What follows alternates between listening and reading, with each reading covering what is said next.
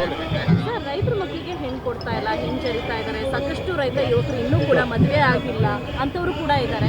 ಇವತ್ತು ಫ್ರೀಡಮ್ ಪಾರ್ಕಿಗೆ ಬಂದು ಪ್ರೊಟೆಸ್ಟ್ ಬೇರೆ ಮಾಡ್ತಾ ಇದ್ದೀರಾ. ಏನೇನು ಉದ್ದೇಶಗಳಿದೆ, ಏನೇನು ಬೇಡಿಕೆಗಳಿದೆ ಸರ್ಕಾರಕ್ಕೆ ಅಂತ? ಮೇಡಮ್, ನಿಜವಾಗ್ಲೂ ರೈತರ ಮಕ್ಳಿಗೆ ಹೆಣ್ಣು ಸಿಗ್ತಾಯಿಲ್ಲ, ರೈತರ ಮಕ್ಳಿಗೆ ಹೆಣ್ಣು ಸಿಗ್ತಾಯಿಲ್ಲ ಅಂತ ನಾವೇನು ರೈತರೆಲ್ಲ ಹೋರಾಡಿ ರೈತರಿಗೆ ಹೆಣ್ಣು ಸಿಗ್ತಾಯಿಲ್ಲ ಅಂತ ಏನು ನಾವು ದಣಿತಾ ಇದ್ದೀವಲ್ಲ, ಅದ್ರ ಉತ್ತರ ನನ್ನ ಹತ್ರ ಇದೆ ಮೇಡಮ್. ಸರ್ಕಾರಕ್ಕೆ ಅದನ್ನು ತಿಳ್ಸಕ್ಕೆ ಬಂದಿದ್ದೀನಿ ನಾನು ಇವತ್ತು. ಸರ್ಕಾರಕ್ಕೆ ಏನು ಮಾಡಬೇಕಂದ್ರೆ ಮೇಡಮ್, 18 ವರ್ಷದ ಮೇಲ್ಪಟ್ಟು ಯಾವ ಹೆಣ್ಣುಮಗಳು ರೈತರ ಮದುವೆ ಆಗ್ತಾಳೆ ಅವರಿಗೆ 10 ಲಕ್ಷ ರೂಪಾಯಿ ಮನೆ ಕೊಡ್ತೀನಿ ಅಂತೇಳಿ ಘೋಷಣೆ ಮಾಡಿದ್ದೆ ಸರ್ಕಾರ. ಆದರೆ 18 ವರ್ಷದ ಒಳಗಡೆ ಓಡೋಗೋ ತಪ್ಪುತ್ತೆ ಮೇಡಮ್. 18 ವರ್ಷದ ಒಳಗಡೆ ಓಡೋಗೋ ಹೆಣ್ಮಕ್ಳು ಇವತ್ತು ರೈತರ ಮಕ್ಳಿಗೆ ಹೆಣ್ಣು ಸಿಗ್ತಾವಂತ ಅವ್ರ ಮುಂದೆ. ಯಾಕಂದರೆ 15 ವರ್ಷಕ್ಕೆ 13 ವರ್ಷಕ್ಕೆ ಮದುವೆ ಆಗ್ಬಿಡ್ತಿದ್ದಾರೆ, ಅವಾಗ ಹೆಣ್ಮಕ್ಳು ಸಿಗ್ತಾಯಿಲ್ಲ.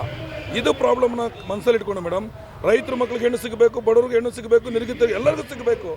ಆದರೆ ಸರ್ಕಾರ ಸೋಷಿಯಲ್ ವೆಲ್ಫೇರ್ ಡಿಪಾರ್ಟ್ಮೆಂಟ್ ಮಾಡಿದೆ, ಮತ್ತು ಸಮಾಜ ಕಲ್ಯಾಣ ಇಲಾಖೆ ಮಾಡಿದೆ, ಅದು ಚೈಲ್ಡ್ ವೆಲ್ಫೇರ್ ಡಿಪಾರ್ಟ್ಮೆಂಟ್ ಮಾಡಿದೆ.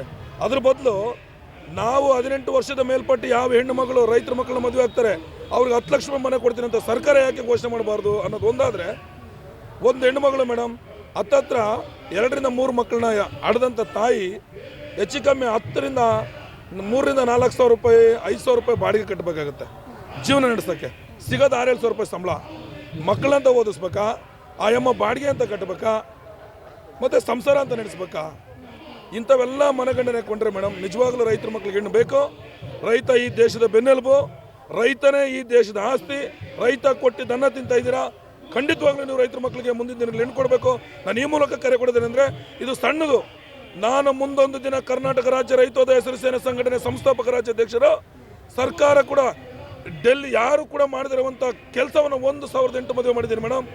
ಪಾತ್ರೆ ಸಮಾನ, ತಾಳಿ, ಕಾಲುಂಗುರ, ಬಟ್ಟೆ, ಜರ್ಮನ್ ಟೆಂಟ್ ಹಾಕಿಸಿ ಪ್ರತಿಯೊಂದು ಮದುವೆ ಮಾಡಿಸಿದ್ದೀನಿ. ಆದರೆ ಸರ್ಕಾರಕ್ಕೆ ಇವತ್ತು ನಾಚಿಕೆ ಆಗಬೇಕಿದೆ. ಯಾಕೆಂದರೆ ಒಂದು ಸರ್ಕಾರದ ಅಧಿಕಾರಿ, ಒಂದು ಸರ್ಕಾರದ ಮಿನಿಸ್ಟ್ರು, ಒಂದು ಸರ್ಕಾರದ MLA ಬರಲಿಲ್ಲ. ಇವತ್ತು ಗಿಲ್ಲಿ ನಟ ನೋಡಿ ನಮ್ಮ ರೈತರ ಮಗ, ಓಕೆ, ನಾನು ಅಪ್ರಿಷಿಯೇಟ್ ಮಾಡ್ಕೊಳ್ತೀನಿ. ಒಬ್ಬ ಗಿಲ್ಲಿ ನಟ, ಒಬ್ಬ ಫಿಲಮ್ ಇಂಡಸ್ಟ್ರಿ ಪಾಪ ಮನುಷ್ಯ ಒಂದು ಬಿಗ್ ಬಾಸ್ ಅನ್ನೋ ಒಂದು ಶೋಲ್ ಗೆದ್ದಾನೆ ಅಂತ ಹೇಳ್ಬಿಟ್ಟು ಪ್ರತಿಯೊಬ್ಬ ಮಿನಿಸ್ಟ್ರು, ಪ್ರತಿಯೊಬ್ಬ MLA, ಪ್ರತಿಯೊಬ್ಬ ವ್ಯಕ್ತಿ ಹೋಗಿ ಅವತ್ತನ್ನು ಮೀಟ್ ಮಾಡಿದ್ರೆ ನನಗೆ ಖುಷಿ ಇದೆ.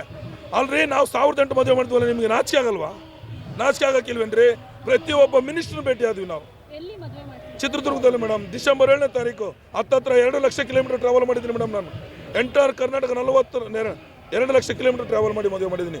ಅದಕ್ಕೆ ಇವತ್ತು 1008 ಮದುವೆ ಏನು ಮಾಡಿದ್ದೀನಲ್ಲ, ಕುಂಟ್ರು, ಕುರುಡ್ರು, ಬಡವರು, ತಂದೆ ತಾಯಿ ಇಲ್ದಿರೋ ರೈತರ ಮಕ್ಕಳಲ್ಲಿ ಬಂದು ಮದುವೆ ಮಾಡಿದ್ದೀನಿ. ಆ 1008 ಕುಟುಂಬಗಳಿಗೆ 10 ಲಕ್ಷ ಮನೆ ಕೊಡಲೇಬೇಕು ಮೇಡಮ್. ಯಾರು ಬರ್ತಾರೋ ಬಿಡ್ತಾರೋ, ಜನ ಬಂದಿಲ್ಲ ಅಂತ ಅವ್ರು ಅಂದ್ಕೊಂಡಿರ್ಬೋದು, ಆದರೆ ನನ್ನ ಹಿಂದೆ ಜನ ಇದ್ದಿದ್ದಕ್ಕೆ ಇವತ್ತು 1008 ಮದುವೆ ಮಾಡಿದ್ದೀನಿ ಮೇಡಮ್. ಚಂದ್ರಶೇಖರ್ ಮೇಡಮ್ ನನ್ನ ಹೆಸರು, ಸಂಸ್ಥಾಪಕ ರಾಜ್ಯಾಧ್ಯಕ್ಷರು ಮೇಡಮ್.